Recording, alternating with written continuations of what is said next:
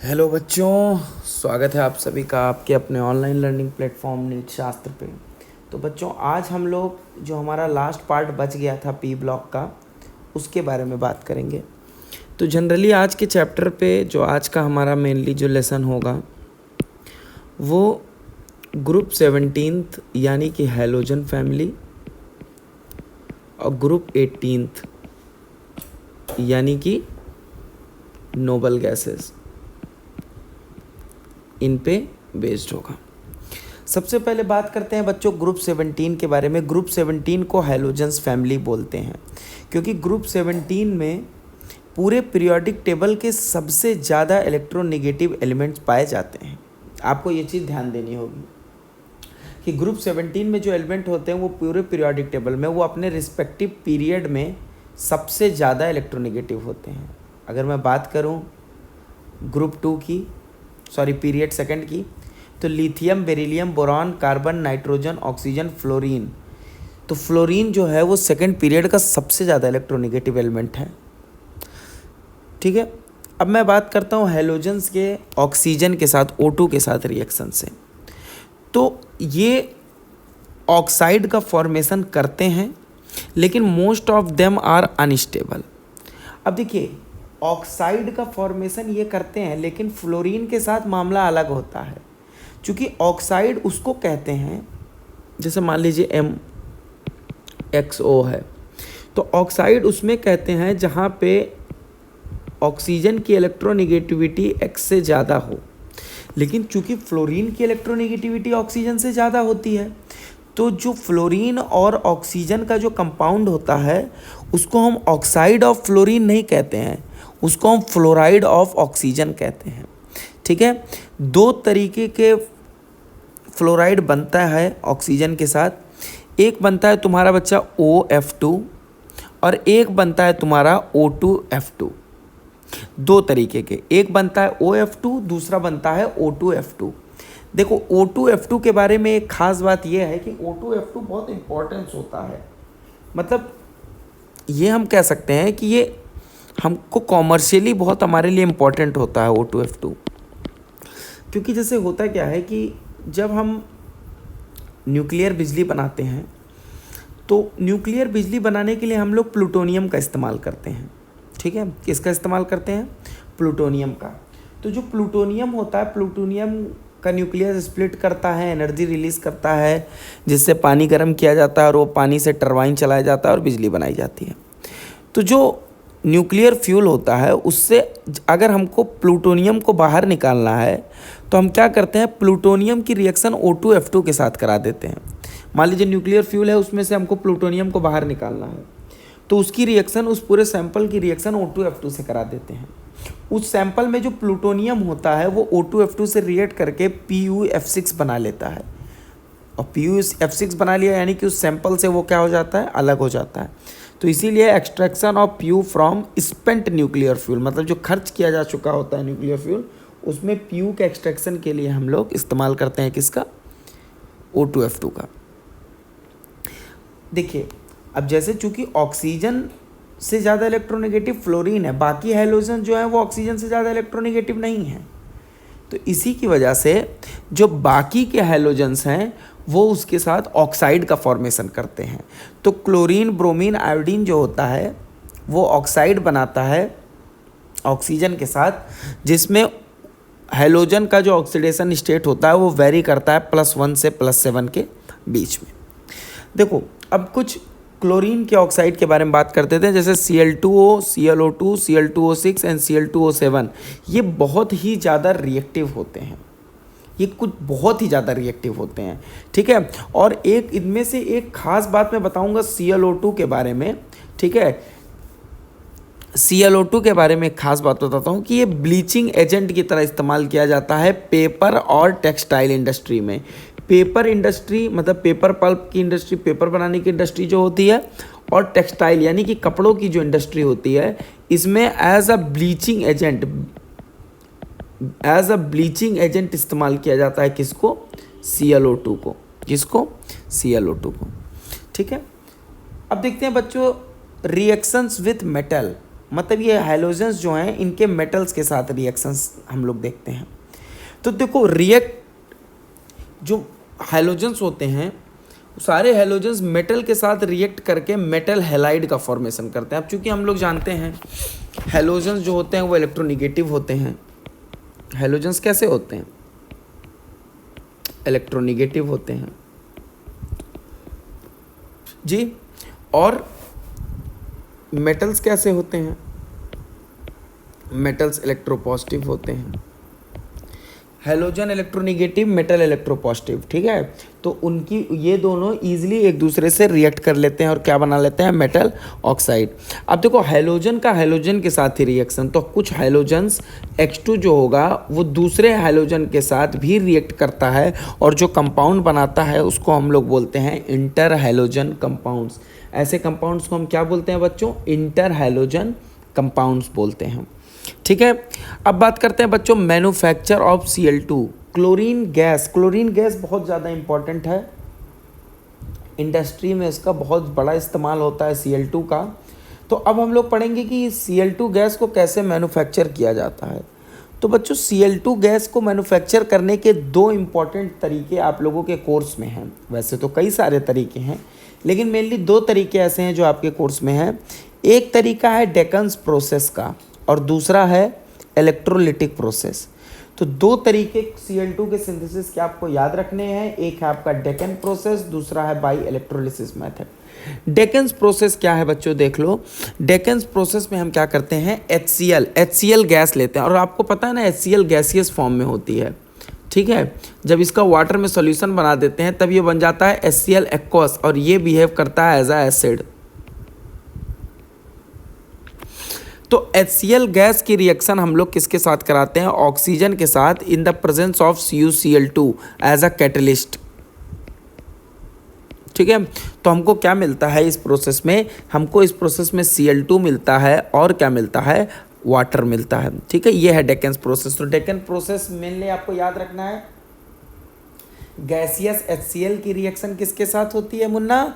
Oxygen के साथ, ठीक है। अगला देखो है इलेक्ट्रोलिटिक प्रोसेस। अब देखो इलेक्ट्रोलिटिक प्रोसेस क्या होता है? इलेक्ट्रोलिटिक प्रोसेस जो होता है वो इलेक्ट्रोकेमिकल सेल का अपोजिट होता है और इसमें इलेक्ट्रोलिसिस ऑफ ब्राइन करते हैं। ब्राइन क्या होता है? ब्राइन का मतलब होता है NaCl का सोल्यूशन। एक्वस NaCl को हम लोग बोलते हैं बच्चों ब्राइन।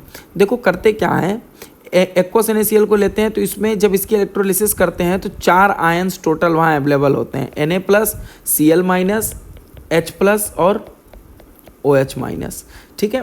तो एनोड जो होता है तुम्हारा, एनोड पे होता है बच्चों रिडक्शन और एनोड पे होता है बच्चों ऑक्सीडेशन, एनोड पे होता है ऑक्सीडेशन और कैथोड पे तुम्हारा होता है बच्चों रिडक्शन, ठीक है। एनोड पे ऑक्सीडेशन, कैथोड पे क्या होता है? रिडक्शन होता है, ठीक है। अब देखो होता क्या है कि अब Na+ और H+ ये दोनों रहते हैं कैथोड के पास, ठीक है। और कैथोड इलेक्ट्रॉन देता है उसको जिसका रिडक्शन पोटेंशियल ज़्यादा होता है। तो Na+ का H+ का जो रिडक्शन पोटेंशियल होता है बच्चों Na+ से ज़्यादा होता है। तो ये इलेक्ट्रॉन क्या कर देता है? H+ को दे देता है। H+ को इलेक्ट्रॉन दे देता है तो H+ इलेक्ट्रॉन लेके H रेडिकल में चला जाता है नेसेंट हाइड्रोजन, और दो नेसेंट हाइड्रोजन जो होते हैं वो कंबाइन करके क्या बना लेते हैं? H2। तो कैथोड पे हाइड्रोजन गैस निकलती है और Cl- और OH- ये दोनों पाए जाते हैं एनोड के पास। अब एनोड क्या करता है? इनसे इलेक्ट्रॉन ले लेता है। तो वो इलेक्ट्रॉन Cl- से भी ले सकता है और OH- से भी ले सकता है, लेकिन वो लेता है Cl- के साथ, क्योंकि अगर OH- से इलेक्ट्रॉन लेगा तो O2 गैस इवॉल्व होती है जिसका जो ओवर पोटेंशियल क्रिएट कर देती है प्लैटिनम इलेक्ट्रोड के साथ। तो Cl- से इलेक्ट्रॉन ले लेता है तो Cl- से इलेक्ट्रॉन लेगा, डिस्चार्ज करके Cl रेडिकल बना देगा और दो Cl रेडिकल या दो नेसेंट क्लोरीन मिलके क्या बना देंगे? Cl2। तो एनोड पे Cl2 निकलता है और कैथोड पे क्या निकलता है? H2 गैस निकलती है। इस प्रोसेस से भी हम लोग क्या तैयार कर सकते हैं? Cl2 तैयार कर सकते हैं, ठीक है। चलो अब आगे अगले कंपाउंड की बात करते हैं। अगला कंपाउंड है बच्चों HCl। HCl को हम लोग हाइड्रोजन क्लोराइड बोलते हैं। क्या बोलते हैं? Hydrogen chloride. देखो हाइड्रोक्लोरिक एसिड HCl को नहीं बोलते हैं। HCl जो होता है वो हाइड्रोजन और क्लोरीन के बीच में कोवेलेंट बॉन्ड बनने की वजह से बनता है और ये गैस होता है क्योंकि इसमें हाइड्रोजन बॉन्डिंग नहीं पाई जाती, तो HCl में हाइड्रोजन बॉन्डिंग नहीं पाई जाती है। तो जब इस HCl गैस को हम लोग वाटर में डिसॉल्व कर देते हैं तो वो बन जाता है HCl एक्वस HCl, और एक्वस HCl जो होता है उसको हम लोग हाइड्रोक्लोरिक एसिड बोलते हैं। ठीक है, अब देखो प्रिपरेशन मेथड HCl का कौन कौन सा है। तो HCl को प्रिपेयर किया जा सकता है बच्चों जब हम लोग NaCl यानी कि सोडियम क्लोराइड और H2SO4 को रिएक्ट कराते हैं तो डबल डिस्प्लेसमेंट रिएक्शन होती है और हमको क्या मिलता है NaHSO4 और HCl। हमको क्या मिलता है, जैसे ये टूट जाता है दो पार्ट में Na plus Cl minus H plus HSO4 minus, तो Na प्लस HSO4 माइनस के साथ चला जाता है और Cl माइनस H के साथ चला जाता है तो हमको क्या मिलता है HCl। उसी तरह NaHSO4 और NaCl की रिएक्शन कराते हैं तो हमको इसी रिएक्शन, मान लो NaHSO4 मिला, अब NaHSO4 को फर्दर बनाओगे तो ये क्या है, ये रहता है तुम्हारा Na plus HSO4 minus plus Na plus Cl minus. अब ये दूसरा H प्लस निकल के HCl बना देता है और ये मिलके क्या बना देता है Na2SO4 बना देता है। ठीक है, अब एक और इम्पॉर्टेंट चीज़ हम लोग HCl के बारे में जानते हैं, ये इम्पॉर्टेंट चीज़ सिर्फ HCl के अकेले की नहीं है। जब एक हम ऐसा सॉल्यूशन तैयार करें जिसका उस सॉल्यूशन का 3 बार, जैसे मान लो ये सॉल्यूशन लिए, ठीक है, 1 2 3 1 2 मान लो 4 भाग, ऐसा सॉल्यूशन लो जिस सॉल्यूशन का 3 भाग जो हो वो कंसंट्रेटेड HCl हो और 1 भाग जो हो वो कंसंट्रेटेड HNO3 हो। ऐसा सॉल्यूशन बनाओ जिसका 3 भाग कंसंट्रेटेड HCl हो और 1 भाग जो हो वो कंसंट्रेटेड HNO3 हो, तो उस सॉल्यूशन को हम लोग बोलते हैं एक्वा रेगिया। क्या बोलते हैं, एक्वा रेगिया। ये एक्वा रेगिया कई एसिडों से भी ज़्यादा खतरनाक होता है बच्चों। कुछ जैसे देखो जो एसिड्स होते हैं मेनली, जैसे मान लो HX कोई एसिड है, वो किसी मेटल के साथ जब रिएक्ट करता है तो क्या करता है, अब ये HX डिजॉल्व हो जाता है H प्लस और X माइनस में, ठीक, और ये M अपना इलेक्ट्रॉन दे के M प्लस और 1 इलेक्ट्रॉन, ये इलेक्ट्रॉन क्या करता है H प्लस एक्सेप्ट करके H डॉट बना देता है और 2 H डॉट कंबाइन करके क्या होते हैं H2 बना देते हैं, तो यहाँ पे H2 बन जाता है और MX बन जाता है। जनरली यही होता है, लेकिन कुछ मेटल्स ऐसे होते हैं जो इलेक्ट्रॉन नहीं देते हैं और हाइड्रोजन गैस इवॉल्व नहीं करते हैं, जैसे कि बच्चों गोल्ड है तुम्हारा और प्लेटिनम, ये बहुत ही नोबल, बहुत ही शांत मेटल माने जाते हैं ये। तो Au और Pt ये जनरली एसिड में नहीं डिसॉल्व होते हैं, लेकिन एक्वा रेगिया जो होता है बच्चों, यानी कि 3 पार्ट HCl और 1 पार्ट HNO3, ये गोल्ड और प्लेटिनम को भी अपने अंदर डिसॉल्व कर देता है। अब देखो कैसे डिसॉल्व करता है। हम लोग एक्वा रेगिया में देखो क्या मौजूद होता है, HNO3 और HCl, तो वहाँ पे मतलब H प्लस मौजूद होगा, NO3 माइनस मौजूद होगा और Cl माइनस मौजूद होगा। तो ये Au की रिएक्शन हम लोग कराते हैं जब एक्वा रेगिया के साथ, तो H प्लस होता है, NO3 माइनस होता है और Cl माइनस होता है। तो ये Au क्या बन जाता है, AuCl4 माइनस बन जाता है। और Au जो था वो तो मेटल था, लेकिन AuCl4 माइनस के ऊपर चार्ज है, तो अब जब इसके ऊपर चार्ज है तो ये पोलर सॉल्वेंट में डिसॉल्व हो जाएगा ना, तो जिसकी वजह से ये क्या हो जाता है, एक्वा रेगिया में डिसॉल्व हो जाता है। सेम ऐसी रिएक्शन किसके लिए लिखी है बच्चों, प्लेटिनम के लिए लिखी हुई है। प्लेटिनम भी 16H प्लस 4NO3 और Cl माइनस के साथ PtCl6 2 माइनस बनाता है, जो कि एक आयनिक फॉर्म होता है। और आयनिक Pt तो मेटल था, लेकिन जब ये आयनिक फॉर्म में चला जाता है जिसके ऊपर चार्ज होता है तो ये एक पोलर सॉल्वेंट में डिसॉल्व हो जाता है, जैसे कि एक्वा रेगिया और HCl वगैरह में। ठीक है, चलो ये बात हो गई एक्वा रेगिया की। अब हम लोग बात करते हैं बच्चों ग्रुप 18 की। ठीक है, ध्यान देना, बात करते हैं हम लोग ग्रुप 18 की। ग्रुप 18 को कहते हैं हम लोग नोबल गैसेस। नोबल का मतलब बहुत ही शांत गैसेस, किसी से तोड़ फोड़ कोई रिएक्शन नहीं, अपना आराम से अपनी ज़िंदगी बिताते हैं, किसी के साथ जल्दी रिएक्ट नहीं करते हैं और खुश रहते हैं। ठीक है, तो बात करते हैं ग्रुप 18 की। देखो ग्रुप 18 में helium, neon, argon, krypton, xenon और रेडॉन पाए जाते हैं बच्चों। ठीक है, इसमें से कोई खास हैलोजन तुम्हारे लिए, मतलब हैलोजन्स इंपॉर्टेंट तो होते हैं, जैसे कि जो हीलियम को जब लिक्विड फॉर्म में किया जाता है, लिक्विड हीलियम बनाया जाता है। लिक्विड हीलियम 4 डिग्री पे सुपर कंडक्टर की तरह बिहेव करता है। और इसको जो तुम्हारा सर्न सेंटर है, सर्न, जो कि फ्रांस और स्विस बॉर्डर पे है, जिसको LHC बोलते हैं, लार्ज हैड्रॉन कोलाइडर, जिसने हिग्स बोसॉन की खोज की थी, उसमें मीडियम के तौर पर लिक्विड हीलियम का इस्तेमाल किया जाता है। लेकिन तुम्हारे लेवल पे ये सब चीज़ इंपॉर्टेंट नहीं है, तुमको नहीं जाना है पार्टिकल एक्सेलरेटर पे रिसर्च करने। ठीक है, तुमको नीट निकालना है, तुमको डॉक्टर बनना है।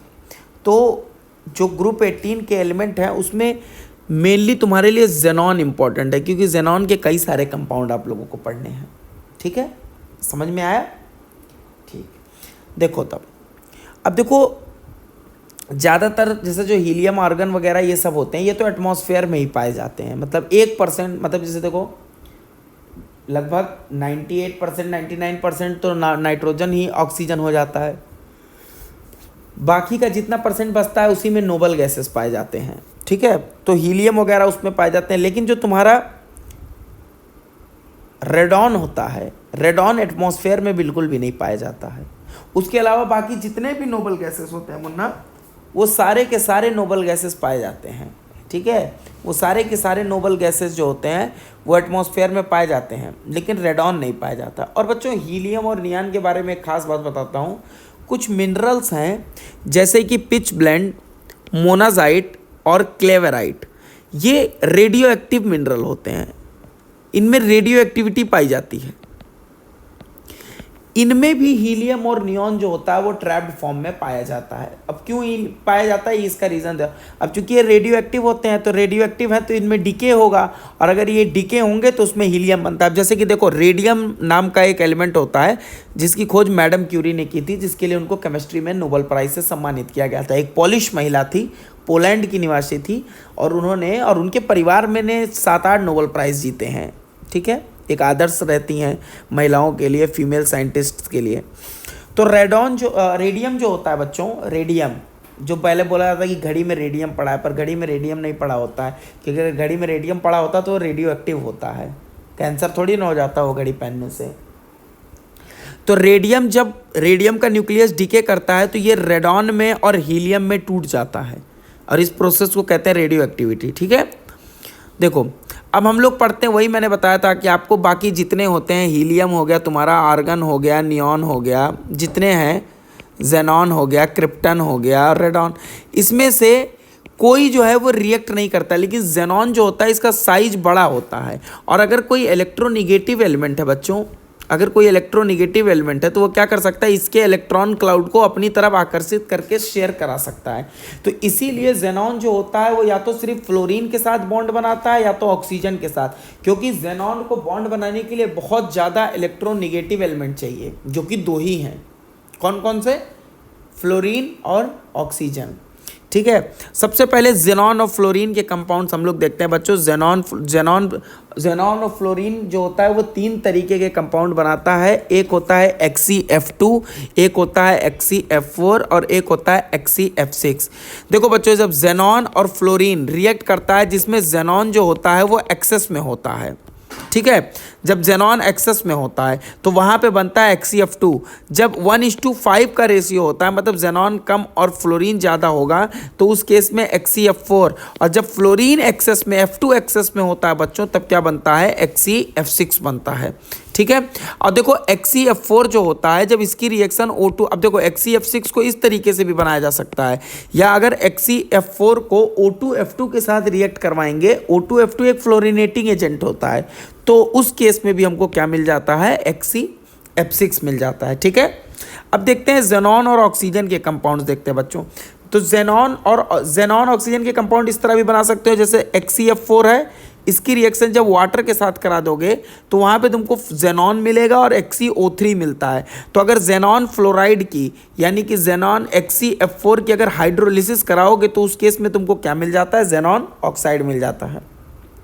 अगला बच्चों की अगर XeF6 है, इसकी रिएक्शन 3H2O से करा दो, ठीक है, तो तुमको XeO3 इस केस में भी मिल जाता है।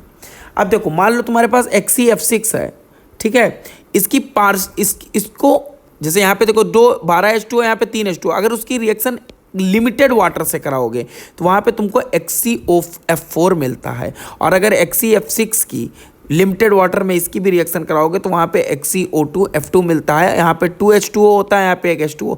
इस रिएक्शन को हम लोग क्या बोलते हैं बच्चों, पार्शियल हाइड्रोलिसिस। यहाँ पे हाइड्रोलिसिस कंप्लीट नहीं होती है, पार्शियल होती है, ठीक है। अब ये हमारा लास्ट टॉपिक है, वो है स्यूडो हैलाइड्स। अब देखो स्यूडो हैलाइड्स क्या होता है। Pseudo halide univalent negative inorganic radicals composed of 2 और more electronegative element which exhibit similar reaction like halide ion. कोई ऐसे रेडिकल का मतलब ये एनायन से है, कोई ऐसा एनायन जो 2 इलेक्ट्रोनिगेटिव एलिमेंट्स का मिलके बना हो। सिर्फ ये नहीं कंडीशन है स्यूडो हैलाइड के लिए, 2 इलेक्ट्रोनिगेटिव एलिमेंट से मिलके एनायन बना हो और वो केमिकल रिएक्शन इस तरीके से करता हो जैसे केमिकल रिएक्शन हैलाइड आयंस करते हैं, तो ऐसे आयंस को क्या बोलते हैं, स्यूडो हैलाइड। इसके एग्जांपल है CN-, थायोसाइनाइड आयन और एजाइड आयन, N3- आयन, ठीक है। तो ये बच्चों हम लोग P ब्लॉक का रिवीजन सीरीज कंप्लीट कर चुके हैं। अब अगले क्लास में अगले नए चैप्टर के साथ मिलते हैं बच्चों। तब तक आपको नोट्स मिल जाएंगे हमारे टेलीग्राम चैनल पे, पूरे नोट्स को रिवाइज करिए। मिलते हैं बच्चों अगले टर्म पे, बाय बाय।